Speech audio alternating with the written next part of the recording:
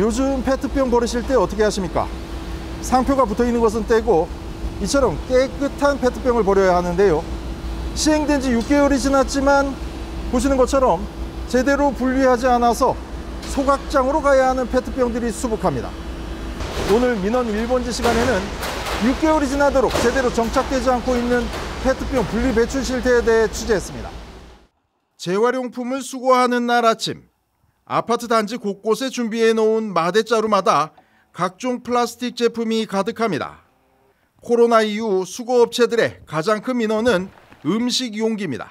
들어가는 순간 다 쓰레기가 되는 거거든요. 압축을 하는데 근데 이런 게 같이 막 두세 개 여기 섞여버리면 이쪽 주변에 있는 건 다 그냥 폐기물로 가는 건. 올해 들어 더 큰 문제로 등장한 것은 바로 투명 페트병입니다. 반드시 분리 배출해야 하는 투명 페트병이 플라스틱 사이에 아무렇지도 않게 버려지고 있기 때문입니다. 투명은 다 돼요. 이것도 되고 투명은 이거 떼내면 이걸 다 떼야 된다. 그렇죠. 떼지 않으면 안 돼요. 이거는 뗐는데도 안 한 거고. 나름 분리했다는 것도 문제가 있기는 마찬가지입니다.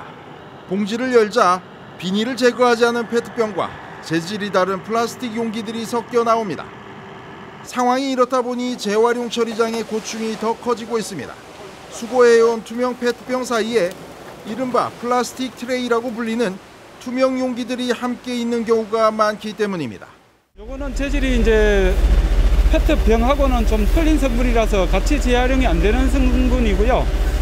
요거는 일반 플라스틱으로 배출해 주셔야 되고 페트병만, 투명한 페트병만 분리 선별해 주셔야 되겠습니다. 제품 용기로 많이 쓰는 플라스틱 트레이는 투명하기 때문에 페트병과 혼동하는 경우가 많지만 함께 배출해서는 안 됩니다. 생수 용기로 많이 쓰는 투명 페트병은 의류용 섬유로 재생할 수 있지만 색깔이 있거나 투명 트레이 같이 다른 재질이 섞일 경우 활용이 어렵습니다. 6월까지 계도 기간을 끝내고 7월부터는 적발될 경우 최대 30만 원의 과태료가 부과될 수 있습니다. 업계에선 현재 배출되는 투명 페트병의 10% 정도만 재활용되고 있는 것으로 보고 있습니다. 일각에선 유리병처럼 반납 보증금을 주는 방안이 필요하다는 목소리도 나오고 있습니다. 지난해 재활용 부진으로 일본 등 해외에서 수입한 투명 페트병은 7만 8천 톤. 투명 페트병은 없어서 수입해야 할 만큼 꼭 필요한 자원이라는 인식이 필요할 때입니다. BTV 뉴스 박일국입니다.